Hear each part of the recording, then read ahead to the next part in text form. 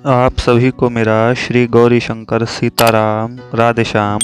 श्री गौरी शंकर दरबार में मैं सुयश अग्रवाल आप सभी का स्वागत करता हूँ। सभी को प्रणाम नमस्कार और सभी को प्रेम भरे हृदय से वंदन।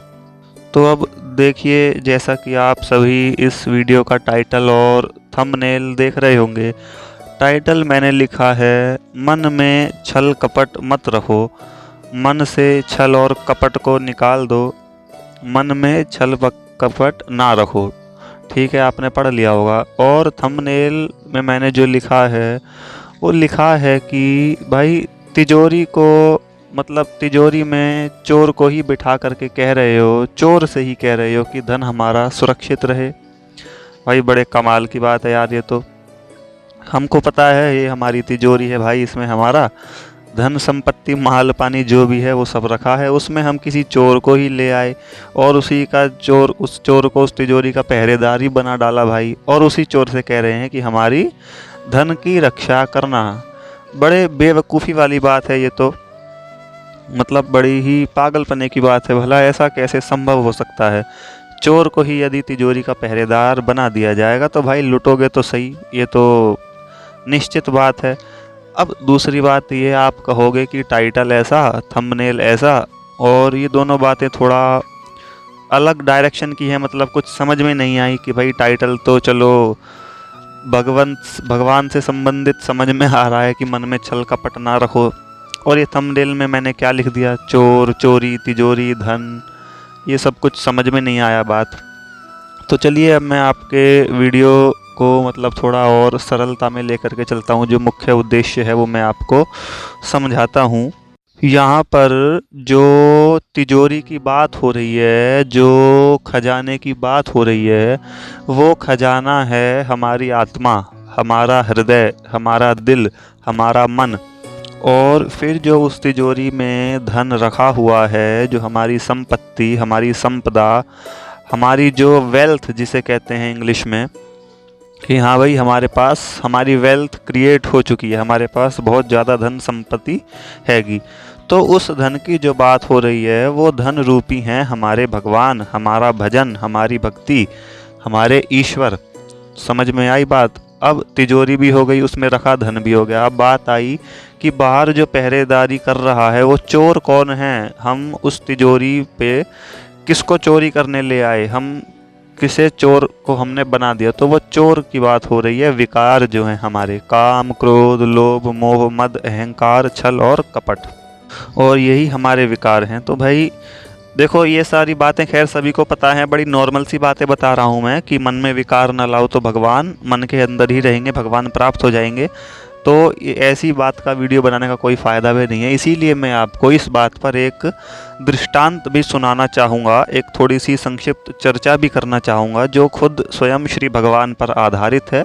इस वजह से इस वीडियो की महत्ता जो है वो और बढ़ जाएगी। महत्व जो है मतलब वो इस बात का आपको और ज़्यादा समझ में आ जाएगा। तो चलिए सबसे पहले दूसरी बात कर लेते हैं, उसके बाद जो इस बात की सत्यता का अनुभव करा दे, मैं ऐसा एक दृष्टांत आपको सुनाऊंगा, ऐसी एक लीला आपको सुनाऊंगा जो खुद भगवान ने करी है। अब देखिए, सबसे पहली बात समझने की ये है, कई बार मैं बता भी चुका हूँ और लगभग संभवतः सभी को पता भी होगी, तो इस बात पर ज़्यादा गौर देंगे नहीं, सिर्फ नॉर्मल एक बात बता देता हूँ। सभी जानते हैं भगवान तन के भजन से इतने ज़्यादा प्रसन्न नहीं होते जितना कि मन का भजन से होते हैं। और या तो अथवा हम यूँ भी कह सकते हैं कि भगवान तन का भजन देखते ही नहीं हैं, उन्हें तो मन से मतलब है। केवल वो मन की ही जो हम क्रिया कर रहे हैं वह दिखती है। अब देखो, फिर बात आती है हम करते क्या हैं। ज़्यादातर हम क्या करते हैं, तन से दिखावटी भजन, भक्ति, पूजा पाठ अपनी शुरू रखते हैं, लेकिन मन में हमारे कुछ और ही चल रहा होता है। हम दिखाना तो ये चाहते हैं कि मैं बहुत भक्ति करता हूँ या करती हूँ, या मैं बहुत भजन करता हूँ, मंदिरों में जा कर के सेवा करता हूँ, पूजा पाठ करता हूँ। खैर ये भी बहुत अच्छी बात है, बहुत ही ज़्यादा अच्छी बात है। जो लोग करते हैं मैं उनको कुछ भी नहीं कहना चाहूँगा, अथवा मुझे ही पाप लगेगा वरना। लेकिन मैं आपको सच्ची बात बताऊँ, उससे कई गुना ज़्यादा अधिक महत्वपूर्ण जो है वो है मन का भजन। अब पहली ही बात पर आ जाओ, तन के भजन हम करते रहते हैं तो ज़्यादा उससे प्रभाव पड़ता नहीं है। और बल्कि ये भी कितनी मज़ेदार बात है, आपको समझ में आएगी कि उस मन के भजन करने के लिए भी हमारे सहयोगी जो है वो तन ही होता है, क्योंकि भाई तन नहीं होगा तो मन कहाँ से आएगा। रही बात अब मन की, तो हम दिखावटी भजन अपना करते रहते हैं। भगवान कहते हैं भाई तू क्या कर रहा है ये, मैं तो तेरे अंदर की चीज़ों को देखता हूँ, यानी कि मन को देखता हूँ। मन में तेरे किसी के प्रति काम भाव आ रहा है, कभी क्रोध आ रहा है, कभी किसी के छलने की सोच रहा है, कभी सोच रहा है इसके साथ कपट कर लूँ, कभी किसी से जलन हो रही है, ईर्ष्या हो रही है, कभी अहंकार में अपने फूले समा जा रहा है। भगवान कहते हैं यार इसका क्या फ़ायदा, मतलब कहने थोड़ी आते हैं, मेरा मतलब है खुद ही सोचते हैं कि इसकी ऐसी भजन भक्ति से क्या ही फ़ायदा, क्या ही हो सकता है। इसीलिए सुंदरकांड पाठ सभी जानते होंगे, लगभग पाठ सभी करते भी होंगे। उसमें एक चौपाई आती है, भगवान खुद कह रहे हैं मोही कपट छल छिद्र न भावा। भगवान ने यही बात कही है। अब देखो छल कपट जो है वो तन के विकार तो है नहीं। तन के विकार यानी कि जो बाहरी रूप से हमको रोग बीमारियां होती हैं, बुखार और मतलब जो भी और कुछ, मान लो हाथ खराब हो गया, पैर खराब हो गया, वो सब तन की बीमारी है। मन की बीमारी भगवान ने क्या बताई है, मोही कपट छल छिद्र न भावा। भाई तुम तन से कितना ही लगे रहो, तुम्हारे मन में छल है, छिद्र है, कपट है किसी के प्रति, किसी भी जीव के प्रति, तो मोही ना भावा, मुझे तुम पसंद आओगे ही नहीं, कितना ही करते रहो। भगवान ने साफ स्पष्ट कह दिया, बता दिया। और अब मैं इसी के आधार पर आपको एक श्री रामचरितमानस का ही दृष्टांत भी बताऊंगा, तो आपको बड़ा मज़ेदार, बड़ा मज़ा आएगा, बड़ा आनंद आएगा। आपको ऐसा लगेगा कि हाँ बिल्कुल सत्य बात मैं बता रहा हूँ। कभी आप सोचो मैं अपना पंडिताई दिखा रहा हूँ कि ज़्यादा ज्ञान की बातें फालतू की बता रहा हूँ, तो ऐसी बात नहीं है। मैं सब कुछ बिल्कुल प्रमाणित जो सत्य होता है वही बताता हूँ। अब उसके बाद आपको एक लीला भी सुनाऊंगा भगवान की ऐसी ही। तो होता क्या है, होता यही है, हम तन के ऊपर अपना ज़्यादा ध्यान देते रहते हैं, अपने मन की सफाई करते नहीं हैं। अब चलो अच्छी बात हुई, तन से कर रहे हैं, बिल्कुल अच्छी बात है। जैसा कि मैंने पहले कहा, बुराई इसमें भी कुछ नहीं है और बल्कि अच्छाई ही है, क्योंकि मन का सहायक जो है वो तन ही है। चलो बहुत अच्छी बात है। लेकिन चलो हम तन से ही कर रहे हैं, मन से हमारा कोई नाम जप या रूप ध्यान भगवान का हो नहीं पाता, तो इतना तो करो कि उस चोरों को तो भगा दो भाई, वरना तो सारा धन चोरी ही हो जाएगा, फिर फ़ायदा क्या हुआ। भाई तन से करते करते चलो हमने धन कमा लिया। धन यहाँ पर मैं किसे कह रहा हूँ आप समझ ही गए होंगे। अब तो भगवत भक्ति, भगवान का भजन और भगवान की पूजा पाठ को कह रहा हूँ। हमने करते करते करते करते चलो वो धन कमा लिया। धीरे धीरे चलो भगवान की इतनी कृपा भी हो गई कि वो हमारे अंतरकरण में, अंतर्दृष्टि में चला गया, यानी कि जो मन रूपी तिजोरी है उसमें जा कर के धन हमारा सुरक्षित हो गया। लेकिन हम क्या करते हैं, अपने मन को संयमित नहीं रख पाते। जैसा कि कोई किसी, सोचो कोई एक सॉकेट बोर्ड हो, उसमें एक ही प्लग लगा हो पूरे घर की, उससे लाइट जल जाए पूरे घर की, उसी से बंद हो जाए, सब कुछ उसी से कनेक्टेड हो। तो ऐसा ही हमारा मन है, वो सॉकेट बोर्ड, वो एक ही बटन है, जलाओ तो भाई पूरा मन जल जाएगा, यानी कि भगवत भक्ति का जो प्रकाश है वो हो जाएगा। भाई तुम उस प्लग को बंद ही रखोगे तो भगवान क्या करें बताओ, इसमें उनकी थोड़ी कुछ गलती है। बंद रखोगे पूरे मन में अंधेरा ही अंधेरा रहेगा। तो हमें ज़रूरत क्या है कि भक्ति के साथ साथ मन को थोड़ा, हम क्या करते हैं, कहते हैं पूजा पाठ करे चले जा रहे हैं, भजन करे चले जा रहे हैं, भक्ति करे जा रहे हैं, हमारे साथ तो कुछ भी नहीं हो रहा, ना हमें कुछ अनुभूति हो रही, ना हमें कुछ एहसास हो रहा, ना हमें भगवान के स्वप्न दर्शन हो रहे, ना कुछ और हो रहा, ना कोई भक्त मिल रहे, ना संतों से मिलन हो रहा, कुछ भी नहीं हो रहा। तो होगा क्यों जब लाइट ही बंद है भाई मन की। तुम्हारा चोर तो वो सारा धन चुरा चुरा करके ले जा रहे हैं, तो तुम्हारी वेल्थ क्रिएट कहाँ हो रही है, तुम संपत्तिवान बन कहाँ रहे हो। तुमने कमाया, चोर बैठे ही थे, बाहर ही बैठे थे, तो तुम तो रख भी नहीं पाए मन की तिजोरी में, वो तुरंत ही उठा करके ले गए। तो हमें सबसे पहले क्या करना है, भजन के साथ साथ उन चोरों पर ध्यान देना है। चोर क्या है, भगवान ने खुद बता दिया। देखो कभी आप सोचो मैं अपनी तरफ से सब कुछ बता रहा हूँ, ऐसी बात नहीं है, पूरा पढ़ करके अध्ययन करके ही मैं वीडियो बनाता हूँ। भगवान ने कहा मोहि कपट छल छिद्र न भावा, जो मेरा धन है मुझे इन चोरों से नफरत है। भगवान ने कहा छल कपट छिद्र, और बाकी तो सभी विकार होते ही हैं, काम क्रोध मद लोभ मोह मद अहंकार, ये सब आपको पता ही है।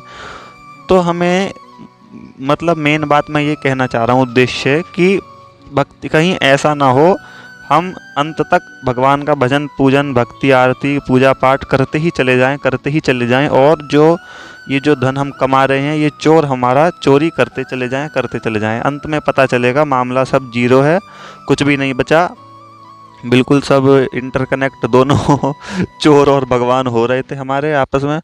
हमने भक्ति करी, धन कमाया, चोर उठा करके ले गए, भाई बात खत्म। तो प्रयास करो कि ऐसा ना हो पाए। छल कपट छिद्र इनसे तो दूर ही रहो, किसी के प्रति भी द्वेष मत करो, ऐसी वैर भावना मत करो, भगवान ने इतना ही कहा है। तो फिर क्या होगा, हम काम क्रोध ये सब इन चीज़ों को जैसे जैसे अपना प्रयास करेंगे, संयमित करेंगे मन को, चोर ये जो हैं भगाने का प्रयास करेंगे, हटाने का प्रयास करेंगे, तो जो मन हमारे मन रूपी तिजोरी है वो इन चोर रूपी पहरेदारों से खाली हो जाएगी, हट जाएगी, और हमारी तिजोरी का जो दरवाज़ा है वो स्वतंत्र खुल जाएगा, जिसमें भगवान की आवाजाही लगी रहेगी। और ऐसा ही साधक का हृदय होना चाहिए। साधक को मतलब ये देखना चाहिए कि जो विकार रूपी हमारे चोर हैं ये हमारी उसी तिजोरी पर पहरेदार बन कर के तो नहीं खड़े हैं, और यदि खड़े हैं तो बिल्कुल सावधान हो जाने की आवश्यकता है। उनको मार भगाओ, पीट भगाओ, किसी भी तरह किसी भी प्रकार से हो चले वैसा करो, अपने मन को संयमित करो, बहुत ज़्यादा ज़रूरत है, वरना अंत में क्या होता है पता चलेगा कि कुछ तो बचा ही नहीं। ऐसा ही एक हुआ था महात्मा जी के साथ, मुझे नाम याद नहीं है, सिर्फ बात याद है। तो भगवान से उन्होंने अंत में कहा, शिकायत करी कि जी मैंने तो पूरे जीवन भर आपका भजन पूजन किया। भगवान ने कहा तो तुमने पूरे जीवन भर लोभ भी तो किया, ईर्ष्या भी तो करी, जलन भी तो करी, छल कपट भी तो हृदय में रखा, तो जैसे जैसे भजन पूजन करा वैसे वैसे तुम्हारे विकार भी करे, तो भाई दोनों बिल्कुल कैंसिल आउट हो गए, बात खत्म। भगवान ने ये कह करके उन महात्मा जी को चुप कर दिया। तो सावधान साधक को, भक्त को यह सावधानी पूर्वक समझना चाहिए, प्रयास करना चाहिए कि कहीं ये दोनों चीज़ आपस में कैंसिल आउट ना हो जाएं। वही वाली बात है, पहले मैंने वीडियो में बोला था कि नहा करके आए उसके बाद मिट्टी में लौट गए, तो भाई अब तो पहले से भी ज़्यादा गंदे हैं कि सूखे शरीर पर तो मिट्टी कम लगती, नहाने के बाद शरीर गीला है तो अब तो और ज़्यादा लोट लगाओगे तो भाई मिट्टी चिपकेगी ही। तो चलिए बात यहीं पर ख़त्म होती है। अब मैं उस दृष्टांत की बात करता हूँ, भगवान की उस लीला की बात करता हूँ जो भगवान ने असलियत में नहीं करी, लेकिन करी। वो क्यों करी? क्योंकि हमको जो यह बात है ये अनुभव में आ जाए, हमको समझ में आ जाए। अब देखिए हुआ क्या था। तो अब देखिए हुआ क्या, बात भगवान श्री राम जी के चरित्र की है, उनकी जीवन की है। देखिए बात तब की है जब महाराज सुग्रीव पंपापुर में रहा करते थे बाली से डर करके। भाई किष्किंधा में तो बाली ने मार करके भगा दिया था, तो वे बेचारे पंपापुर में रहा करते थे। हनुमान जी उनके साथ थे, उनके मतलब सहयोगी जो थे। अब वहाँ पर क्या हुआ, सीता माता का हरण हुआ। भगवान श्री राम जी और लक्ष्मण जी दोनों खोजते खोजते चले आ रहे थे, जैसा कि आप सभी को पता होगी। हनुमान जी ने सुग्रीव जी की और भगवान राम जी की मित्रता करवाई थी। तो अब ये बात तब की है जब भगवान श्री राम जी और श्री लक्ष्मण जी सीता माता को खोजते खोजते आगे की तरफ बढ़ रहे थे। तो दूर से ही आपको पता होगा सुग्रीव जी ने दोनों को देखा था और हनुमान जी से कहा था कि जाओ जा कर के पता लगाओ।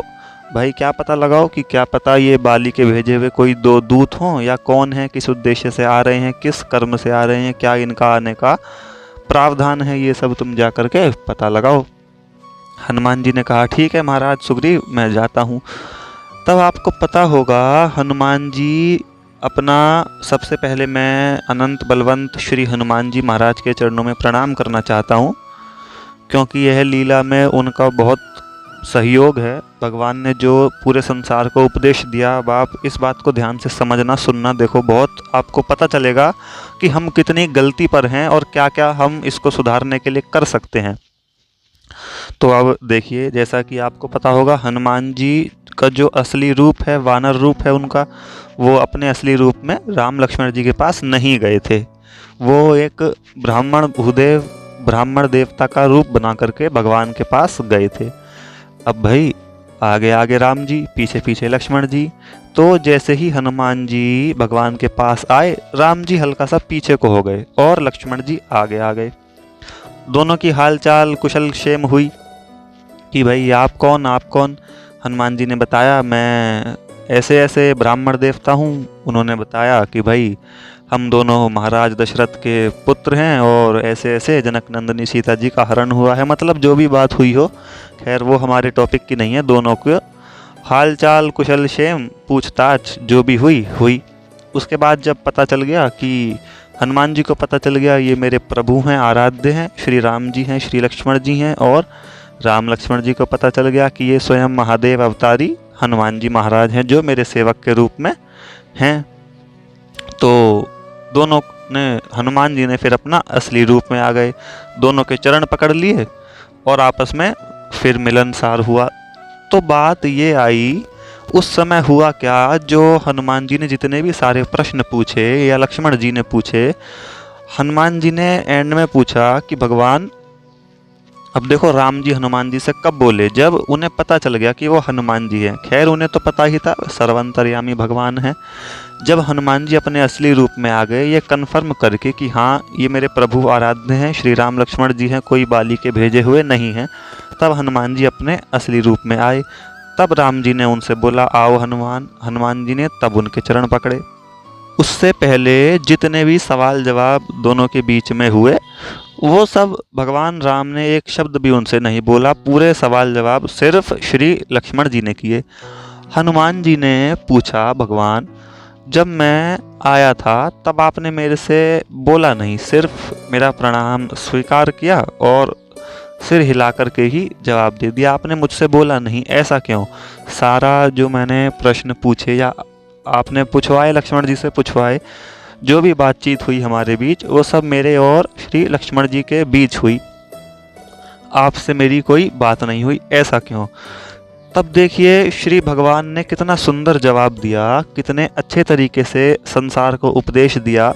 मैंने आपको देखो पहले भी एक बात बताई थी, इस बात से हट करके मैं कुछ कहना चाहूँ अपनी तरफ से कि श्री रामचरितमानस जो है, तुलसीदास जी का जो रचना है, उसके एक एक शब्द में, एक एक चौपाई की लाइन में बड़ा बड़ा गूढ़ रहस्य छिपा हुआ है। तो यदि किसी के पास समय हो, थोड़ा सा अपने जीवन में से, रोज़मर्रा में से 15-20 मिनट भी निकाल करके रामचरितमानस का हिंदी अनुवाद जो है गीता प्रेस से आता है, मेरे पास है, मैंने पढ़ा भी है, इसीलिए मैं बता रहा हूँ, अनुभव की बात है मेरे। अब तो ये तो बड़ा आनंद आएगा आपको, पढ़ करके देखना, बड़ा मज़ा आएगा। एक एक लाइन में बहुत बड़े बड़े गूढ़ रहस्य छिपे हुए हैं उसमें। तो खैर चलो बात में आते हैं, मेन बात पे। तो हनुमान जी ने पूछा कि प्रभु सारी बात मेरे और लक्ष्मण जी के बीच में हुई, बहुत अच्छी बात है भाई, वो भी स्वयं श्री भगवान है, शेष अवतार हैं, शेष नाग हैं, कोई छोटी मोटी चीज़ तो है नहीं लक्ष्मण जी। लेकिन फिर भी हनुमान जी ने पूछा कि प्रभु आपने कुछ भी मेरे से बातचीत तब नहीं करी जब मैं ब्राह्मण के रूप में था, अपने असली हनुमान के रूप में नहीं आया था। तब देखो भगवान ने हनुमान जी के माध्यम से पूरे संसार को कितना बड़ा और गूढ़ उपदेश दिया है, कितनी गहरी बात बताई है, आपके समझने की बात है, इसको ज़रूर समझना। और मेरी ये विनती और है यार आपसे, मैं फिर से अपनी बात से हट करके कुछ कहना चाहता हूँ। जो भी आप लोग जन वीडियो सुने, यहाँ तक पहुँचे हो सुन करके, हो सकता है किसी ने बीच में ही छोड़ दियो, या जो पूरी सुन रहे हों वो इसको शेयर ज़रूर कर देना। मैं चाहता हूँ, मेरा एकमात्र उद्देश्य ये है सिर्फ कि अध्यात्म का जो है वो जन सामान्य तक प्रचार हो जाए, भगवत संबंधित बातें जो हैं वो और लोगों को भी पता चलें। जो मुझे पता चलती हैं, कहीं कहीं से मैं पढ़ता हूँ, अध्ययन करता हूँ, उनकी मैं वीडियो बना देता हूँ, जो और लोगों तक भी ये बातें पहुँचें। तो खैर चलिए, अब बाकी बातें बाद में, अब जो मेन बात है वो मैं कहता हूँ। भगवान ने हनुमान जी से कहा कि हनुमत तुम रूप बदल करके आए थे, ये एक तरीके से छल हुआ, कपट हुआ। भगवान ने क्या समझाया कि तुम जैसे हो, तुम्हारे अंदर काम है, क्रोध है, विकार है, अहंकार है, कुछ भी है, तुम एज इट इज उठ करके मेरी शरण में आ जाओ। ये होती है सच्चाई। ये हम दिखा रहे हैं भगवान को कि भगवान हम जैसे हैं अब आपकी शरण में है, ये होती है शरणागति। लक्ष्मण जी ने कहा भाई रूप बदल करके आओगे, छल करके आओगे, कपट करके आओगे, भगवान तुमसे बात नहीं करेंगे, पीछे हो जाएंगे। समझ पाए अब बात? देखो कितनी गहरी बात है। भगवान ने कहा अपना झूठ छिपा करके आओगे, यदि सत्य छिपा करके आओगे, अपना झूठा रूप बना करके आओगे, मैं बात नहीं करूँगा, तुम जिससे बात हो उससे करते रहो। अब लक्ष्मण जी तो खैर बेचारे भगवान के सेवक ही स्वरूप हैं, वो तो बात करते ही, लेकिन भगवान ने नहीं करी। लक्ष्मण जी ने बताया यदि अपनी सत्यता छिपा करके आओगे तो तुम्हें बाहरी दुनिया जो है वो तुम्हें ब्राह्मण मानेगी। भगवान तो पहचानते थे, वो तुम्हारे अंतःकरण को देखते हैं। तो देख लो बात उसी पर आधारित हो गई, वही बात आई। तुम बाहरी तन से दिखावटी भजन पूजन तो पूरी दुनिया को दिखा सकते हो कि हाँ हम कर रहे हैं, हम मंदिरों में जा कर के सेवा पूजा पाठ भक्ति भजन कर रहे हैं। भगवान तो कहेंगे भाई तूने तो साथ साथ पूरे विकार भी करे हैं, काम क्रोध अहंकार लोभ ईर्ष्या जलन छल कपट। तूने सिर्फ दुनिया को दिखाया, मैंने तो कुछ देखा ही नहीं, मेरे तो सामने तू झूठा बन करके आया, कपट तूने किया और वैसा ही है, तो मैं क्यों बात करूं। तो वही बात है देखो भगवान ने, और ये दृष्टांत बिल्कुल सही है, आप देख लेना आपको पता चल जाएगा। जिनको ना पता हो ऐसा ही हुआ था, हनुमान जी जो है अपना असली रूप बना करके पहले नहीं गए थे, ब्राह्मण का रूप धर के गए थे। भगवान ने यही बताया कि जो जैसे हो तुम वैसे आओ ना मेरे पास, मुझे अपनी सच्चाई दिखाओ, दुनिया को क्यों दिखा रहे हो। तुम्हारे अंदर काम है, खुले दिल से कहो भगवान हम तो विकारी हैं, छुपा करके क्यों, भगवान से छुपा कर कहाँ जाओगे, ये तो सोचो। भगवान ने यही बताया मैं तो अंतःकरण को देखता हूँ, तन से मेरे को मतलब नहीं है, तन तुम्हारा ब्राह्मण का था, दुनिया को दिखाओ भाई। मेरे लिए तो तुम पहले हनुमान थे, तो पहले रूप बना करके आए नहीं, मैं क्यों बात करूं। खैर सिर्फ यह लीला, यह भगवान ने संसार को उपदेश देने के लिए यह लीला करी। अब इस पर कोई ऐसा समझे कि हनुमान जी छल करके गए तो ये बहुत बड़ा मूर्खता होगी उसके लिए। यदि मैंने भी ऐसा कहा है उसी भाव में तो मैं क्षमा चाहता हूँ भगवान श्री हनुमान जी महाराज से, स्वयं अनंत लीला अवतार भगवान महादेव के हैं वो। खैर ऐसी कोई बात है नहीं, ऐसा मत समझना आप कि हनुमान जी सच में ही कपट करके भगवान के पास गए थे। वह सिर्फ लीला मात्र के लिए अपना रूप बदल करके गए थे, जिसको भगवान ने एक बहुत ही सुंदर उपदेश में बदल दिया संसारिकों के लिए कि भाई जैसे हो वैसे उठ करके मेरी शरणागति करो, जैसा तुम्हारा मन है वैसा मुझको दिखाओ, छल करके मत आओ मेरे पास, कपट करके मत आओ, अपने तन को बदल करके मत आओ। यूँ कहो कि हमने तो भाई बहुत मंदिरों में झाड़ू पोछे लगाए हैं, सेवा करी है, मन तुम्हारा फिर भी वैसे भगवान कहेंगे तो तुम वो अपनी सेवा जो है दुनिया को ही दिखाओ भाई, हमें मतलब नहीं है उससे। भगवान पीछे हो जाएंगे, बात नहीं करेंगे, जैसा कि यहाँ पर हुआ। मुझे विश्वास है, उम्मीद है कि आप लोगों को बात समझ में आ गई होगी। अंत में बात वही है, जितना भी अपना धन कमाओ, चाहे रोज थोड़ा थोड़ा ही कमाओ, वो भी एक दिन होते होते क्या होता है ना, वेल्थ क्रिएट हो जाती है जिसे कहते हैं। एक होता है हम अमीर हैं भाई, वो बात अलग है, एक होता है वेल्थ जिसे कहते हैं संपत्ति। तो वो आप चाहे रोज थोड़ा थोड़ा ही भजन रूपी कमाओ, वो इकट्ठा होता रहेगा। लेकिन ये ध्यान रखो बाहर चोर ना बैठे हो, कहीं वो धीरे धीरे ऐसा ना हो चोरी भी होता चला जाए। तो आप खुद ही सोच करके देखना, कमा रहे हो चोरी होता जा रहा है तो बचा क्या, तो मामला पूरा जीरो ही हो गया, बात वहाँ की वहीं रही। तो बस यही बात थी। चलिए फिर सभी को आनंद मंगल सहित श्री गौरी शंकर सीताराम, राधे श्याम।